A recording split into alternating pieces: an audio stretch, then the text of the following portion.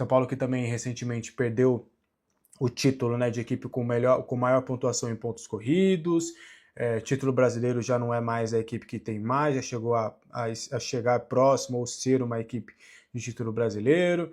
Enfim, o São Paulo aos poucos vai deixando a sua história gloriosa cada vez mais para trás e sendo ultrapassado pelas equipes rivais no futebol brasileiro. A gente espera que isso termine o mais rápido possível. O que você acha disso tudo? Quero muito saber a sua opinião aqui nos comentários, tá?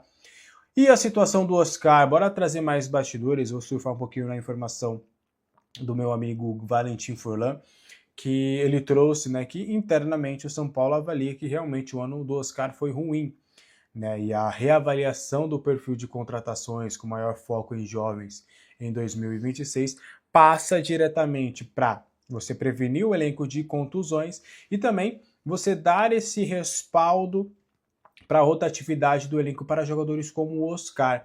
A ideia do planejamento em 2026 seria um potencial, você iria potencializar Lucas, Luciano e Oscar, só que aí não necessariamente esses três atletas jogariam juntos e jogariam todas. A ideia justamente de você ter um elenco mais jovem e homogêneo seria até para poupar esses atletas de algumas situações de você ter desgaste, de você ter uma sequência de jogos desgastante, até por se tratarem de atletas com uma idade mais avançada. Então, a diretoria internamente avalia que realmente o ano do Oscar foi muito ruim, mas existe uma grande expectativa para que em 2026, com toda uma preparação, acho difícil o Oscar ainda voltar a jogar pelo São Paulo nesta temporada, mas que com uma continuidade, depois de um tempo de readaptação, também tendo uma dosagem e um cuidado de minutos com a comissão técnica. Então o Crespo, né, no seu jeito de intensidade e tudo, ele pode adotar um esquema para o ano que vem que não necessariamente teriam os três jogadores jogando juntos. A gente ainda não está nem colocando o Caleri, por exemplo, nessa equação. Então, mesmo com um ano ruim do Oscar, há um entendimento de que em 2026 ele possa ser potencializado, possa ser um jogador importante para que o São Paulo possa, quem sabe a partir de 2026, já mesmo com todo esse plano de austeridade financeira que parece que deve ser cumprido à risca em 2026, para que o São Paulo consiga ali dentro de campo também fazer as coisas acontecerem da melhor forma. O Oscar chegou a cogitar a aposentadoria ao fim do ano, mas depois de uma conversa com os familiares e também com a comissão técnica, há um entendimento de que ele pode sim ser muito importante para o São Paulo na próxima temporada e ele será trabalhado para que isso aconteça. Você acredita que o Oscar pode ser essa opção para o São Paulo para a próxima temporada? Eu quero muito saber a sua opinião aqui nos comentários, tá? Quanto que o São Paulo vai arrecadar com o contrato na Live Mojo, com os shows, até 2031. O contrato que o São Paulo tem com a Live Mojo, né, tem a duração até esse ano. Lembrando que a ideia do presidente Júlio Casares de conseguir alongar esses patrocínios, esses contratos até 2030, 31, justamente tem em contrapartida a questão do FDIC, né? Porque quando você tem receitas futuras garantidas, você bota esses contratos, você bota essas quantias seguras para o investidor ter uma segurança de que futuramente você vai receber esse valor e caso a operação dê errado, você tem ali de onde tirar, de onde você ser pago. Então é como uma garantia para o investidor do FDIC de que essa grana vai acontecer e por conta disso o São Paulo viu ali uma oportunidade de estender esse vínculo e, por exemplo, tem esse contrato com a Live Motion até 2031. O contrato foi firmado com a Live Motion e prevê ao menos 36 apresentações no período, né, até 2031. Média de 6 por ano, mais ou menos. Se essa meta for atingida, o tricolor atinge o valor estipulado, mas há uma possibilidade de arrecadar ainda mais, porque em caso de mais eventos sejam realizados no estádio. Então, o São Paulo acredita que esse valor será crucial e muito importante para que ele tenha uma receita considerável, não só com o futebol, mas também com outros polos, né? O Júlio Casares, a gestão dele, principalmente neste ano, tem tentado realmente outras fontes de receita para que o clube acabe saindo dessa situação financeira que a gente sabe que é calamitosa. Acredito que num futuro não muito distante, São Paulo pode inclusive bater aí 1 bi de arrecadação, né? No último ano chegou a 800 milhões, então São Paulo está buscando aí cada vez mais conseguir uma grana, e seria com esse contrato da Live Motion através do uso dos shows. E aí, muita gente acaba perguntando, e a reforma do Morumbis? Acho que acaba ficando bem claro, né? Se você tem um contrato com a Live Motion até 2031, com um compromisso de 36 eventos e de shows até este período, será que... como é que você vai fazer uma reforma de estádio? Fica complicado, porque o estádio vai ficar parado. Então, acho que já fica meio que nas entrelinhas essa questão aí da reforma. O que você acha disso tudo? Deixa aí a sua opinião nos comentários. E os 6 atletas que podem subir das categorias de base para o elenco profissional a partir da próxima temporada. A gente conversou com várias pessoas e existe uma projeção, repito, uma projeção de atletas que podem subir no ano que vem e poder fazer acontecer. Seriam 6 atletas, tá, que estariam sendo observados pelo técnico Hernan Crespo para a próxima temporada serem alçados ao elenco profissional. A ideia seria você subir os seguintes atletas. O Nicolas, lateral esquerdo, a ideia seria consolidá-lo na ala esquerda, brigando por espaço com o Enzo Dias e o Wendel. O Wendel foi um atleta que passou por lesões e o Nicolas poderia subir para realmente fazer com que as coisas aconteçam.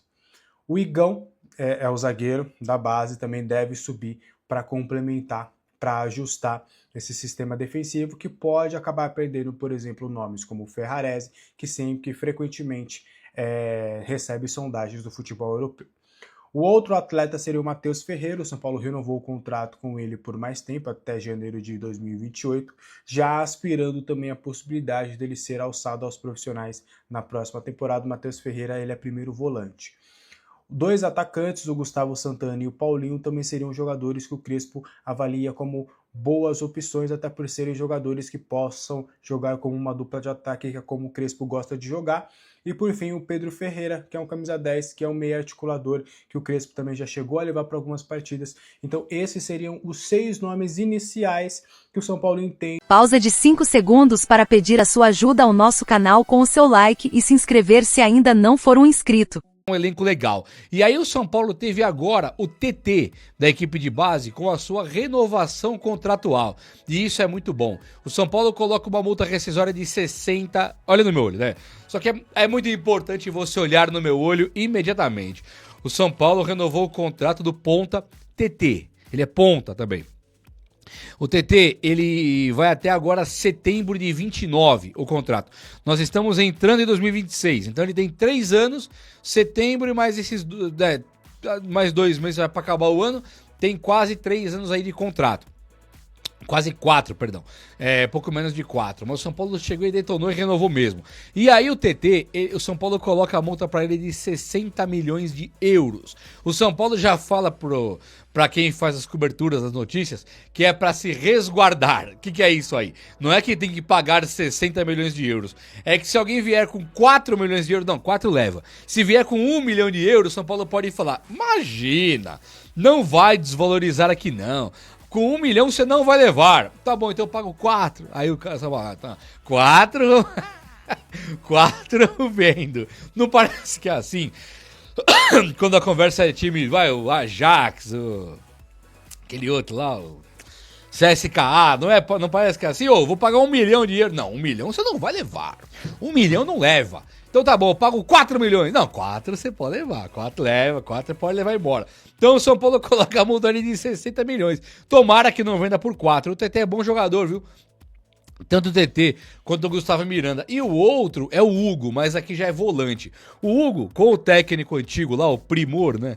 Lembra do Primor Sombrio do For Honor? Era um joguinho, o Primor Sombrio. Era o Prior, na verdade. Mas tem o Primor aí de técnico, né? Que era o Zubeldia. E ele, na hora de colocar o Negruti, ele preferiu colocar o Hugo. Então o Hugo, volante, ia compor o time do técnico anterior. E aí, o técnico lá do Fluminense. E aí aconteceu que o Hugo se machucou na final da Copinha. E acabou não vindo. pro time principal e agora ele está recuperado. Então o Hugo também é um dos que o São Paulo conta muito com ele ali para jogar. Só para te contextualizar, o São Paulo estuda vender mais 2 jogadores esse ano aqui ainda. Você percebeu que a venda do Rodrigo Nestor micou, né? Deu errado, deu ruim. O São Paulo vai vender o Nestor Bahia? Vai. Mas em vez de 30 milhões, é pegar 12 conto ali e pronto. Vão perdoar a dívida do Ferrarese. O Bahia tá certinho, né? Vai falar, você tá me devendo e eu vou te pagar. Você me deve o Ferrarese, eu vou te pagar o Nestor. Não é o Bahia, é o Grupo City, é um outro time. Então os caras falaram, ó, quem vai pagar não é o Bahia, é o Grupo City. Então o Bahia vai comprar o Nestor, mas ele fala, você me deve tanto, eu te devo tanto, tá aqui, ó, tá descontado. E o São Paulo pega 12 milhões pro Nestor. Então o São Paulo, antes de saber desse lance do Nestor, já estudava vender mais 2 jogadores esse ano aqui ainda, para acabar o ano com 300 milhões em venda.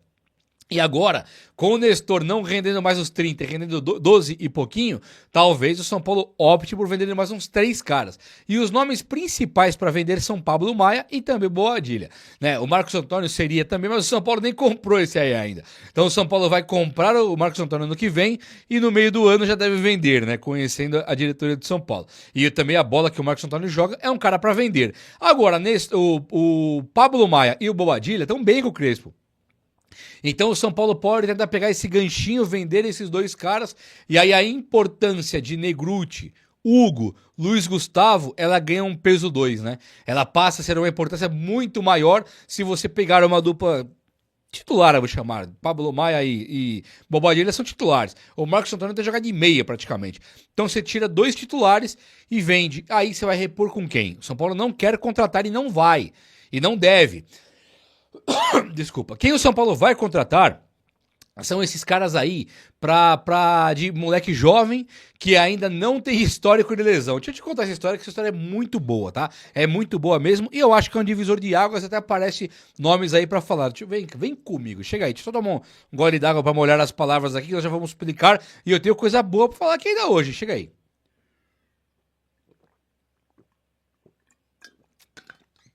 Eu ia pôr a vinheta mais charmosa de São Paulo. O que você acha? Cara, analisando a tabela, eu acho que é mais um daqueles jogos, confrontos diretos, né? Pela mesma. Então, mas é uma questão mais de tabela ou uma questão mais de mental? O São Paulo ganhou de um concorrente direto.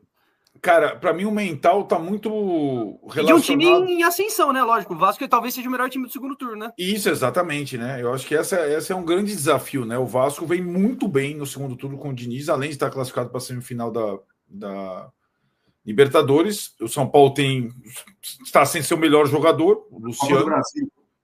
Com a Copa do Brasil, desculpa, contra o Fluminense. O São Paulo está sem seu melhor jogador. São Januário normalmente é um território literalmente hostil para o São Paulo. Foi lá que o Zubeldia teve a sua pior derrota, na minha opinião, né, no Brasileiro do ano passado. Perdeu de 4, depois mudou o time e reagiu. Dele, inclusive, né? E acho que aí, Valentim, assim, esse fato de não poder jogar mais no Morumbi não é só uma questão moral, é que com o Crespo no Morumbi, o São Paulo faz um ótimo brasileiro, exceto o jogo do Ceará, que é o jogo da ressaca, do protesto. O São Paulo só fez jogos bons com o Crespo, inclusive a derrota para o Palmeiras. Eu acho que o São Paulo jogou bem a maior parte do tempo. O São Paulo, essa é a grande virtude do Crespo, o trabalho dele. No brasileiro, no Morumbi, o São Paulo jogou bem e venceu a maioria dos jogos, assim como foi contra o Bahia. Então ele se tornou um mandante. Talvez ele tenha piorado como visitante em relação ao Zubeldia. E acho que isso tem a ver com o tipo de jogo de cada um, o tipo de postura de time de cada um. Mas, em casa, é infinitamente melhor do que era com o Zubeldia no Brasileiro. E joga e submete o adversário ao jogo dele. Impõe qualquer que seja o adversário. Inclusive foi assim com o Palmeiras. Com o Bahia do Rogério estava bem, com o Atlético Mineiro que não ganhava, ganhou, com o Botafogo que não ganhava, ganhou, com o Corinthians, ganhou. E jogou bem. Então, assim, o Vasco, pensa bem, vamos pensar não só no Vasco, mas acho que nos 4 jogos próximos, são 8, os 4 jogos que definem se vai dar para disputar a Libertadores ou não. Vasco em São Januário, nessa fase, com o São Januário lotado, vendido todos os ingressos com uma semana de antecedência. Depois os 2 em casa. Pô, Agora tem 12 em casa, uma duplinha. Flamengo e Bragantino, os dois na Vila. E aí é Corinthians e Itaquera. Com o mesmo ambiente de São Januário. Corinthians e Itaquera que recuperou, a torcida recuperou os instrumentos agora para Batuque, a diretoria pressionou. Então, tudo que o Corinthians está fazendo para ir para a Libertadores ou de ser campeão da Copa do Brasil, o São Paulo está fazendo o contrário. Legal, né? Evidentemente, está muito mais para o Corinthians ultrapassar o São Paulo do que, inclusive, nessa próxima rodada. O Corinthians recebe o Grêmio, São Paulo visita o Vasco. Né? Então, essa situação. Então, dos 4 próximos jogos, você tem Corinthians e Vasco fora, confrontos diretos dificílimos, onde o São Paulo não costuma ir bem. E os jogos em casa são contra Flamengo e Botafogo, Flamengo e Bragantino, que não são em casa, na verdade. Né? Então, eu acho que, Valentim, se o São Paulo terminar essa quadra ainda entre esses 8 primeiros, ainda é possível sonhar com a Libertadores desde que amplie o G6 com Flamengo campeão da Libertadores, ou Cruzeiro campeão, ou Cruzeiro ou Fluminense campeão da Copa do Brasil. Mas vai depender muito dessa quadra. Se o São Paulo sobreviver a essa quadra, eu vou dar um prêmio ao Crespo, sinceramente, porque... Quanto que seria sobreviver? Um empate? Eu acho que empatar os dois como visitante, empatar em São Januário, empatar em Itaquera, e ganhar os dois na Vila, inclusive do Flamengo. Seria fazer 8 pontos. 2 por jogo. Né? É fácil? Sem mando, é praticamente impossível. Né? É por isso que eu acho muito, muito difícil o São Paulo disputar a Libertadores no ano que vem. Renan, São Paulo e Diniz, hein? E aí? Mas a minha preocupação maior não é nem a questão do Diniz agora, que eu tenho lá minhas controvérsias em relação às convicções do treinador do Vasco, mas o segundo turno deles é impressionante. E o que o Arnaldo falou, historicamente, jogando em São Januário, o São Paulo não vai bem. E eu vou falar que é historicamente mesmo, desde lá da nossa época, quando a gente ganhava sempre, a gente sempre sofreu para vencer em São Januário. Era São Januário e Arena da Baixada. Como era difícil a gente jogar e a gente ganhar nesses lugares. E isso que me preocupa. E sem o centenário arnáquico Luciano. Exato. Que faz o 100º gol, né? Faz uma bela de uma assistência espetacular para o gol do Damian Bobadilla. Faz um jogo. Só que, cara, ele me toma um cartão. O Luciano, ele... Cara, é por isso que ele reúne os apaixonados e os revoltados com ele, né, cara? Porque ele fala as coisas inacreditáveis dentro do campo, pro bem e pro mal. E depois, na hora de falar também, tirando a questão da família, né, de ameaça à família, que ele tá certo e tem que correr atrás, inclusive, da punição, né, da perseguição para essas pessoas e a punição, enfim, ele acha que atrai muito mais negatividade pro lado dele, né? Só faltou ele falar, vocês vão ter que me engolir. Só faltou ele ressuscitar o Zagallo, cara. Porque, cara, desculpa, eu não consigo concordar com algumas coisas que ele falou ali, né? Fora esse detalhe que eu já mencionei anteriormente, mas a gente não pode deixar de falar, né? Um jogador fazer 100 gols por um clube do tamanho do São Paulo, são 20 na história, né? Que conseguiram a marca centenária. E não nas melhores fases esportivas do clube, né? Cara, não é simples, não. E deve ser valorizado, né? Deve ser muito valorizado. E ele tem que colocar isso na consciência dele. Fico muito, muito feliz por ele. Há muito debate de bar. Inclusive, no domingo, eu debati com meu primo, com meu irmão, tomando uma, né? Meu irmão é mais velho que eu, então ele é muito saudosista e já coloca a Careca no meio, já coloca outros caras no meio para comparar o Luciano. E acho que agora o momento não é nem de comparação, é de exaltar uma marca centenária que não é simples, não é fácil de ser conquistada, né? Repito, ainda mais nessa fase, mas... E nós estaremos sem ele contra o Vasco de São Januário. O que... A gente já não tem um monte de atacante. E quando eu pedi aqui quinta-feira, vocês dois são prova. Lucas e Luciano juntos. O Lucas fez o seu melhor jogo pós aquele jogo contra o Palmeiras, no Allianz. ele se machuca, volta, não volta, volta com dor, faz cirurgia. Acho que foi o melhor jogo, com mais ritmo, com mais confiança. Agora sem o Luciano, que é o melhor atacante, que é o atacante mais lúcido, com mais qualidade técnica, que melhor finaliza. 10. O que melhor finaliza, o que mais tem lucidez em movimentações, em passe, em procurar espaço. Infelizmente estaremos sem ele nesse jogo que é decisivo para as pretensões de Libertadores. Cara, Valentim, só para... Eu, assim, o Luciano veio para o São Paulo com uma troca do Diniz. Foi o único reforço do Diniz. Trocado pelo Everton. E eu acompanhava o Luciano, sempre achei um jogador interessante, mas achei a troca até na época ruim, porque o Everton tinha sido lá com o Diego Aguirre, o melhor jogador de São Paulo, e depois começou a se machucar demais. Aí, inclusive, Everton, Nenê, Diego Souza, né? Reinaldo, King Naldo. E o Grêmio tinha o Diego Souza e o Renato Portaluppi. Abriu mão do Luciano para ter o Everton e o Diego Souza juntos.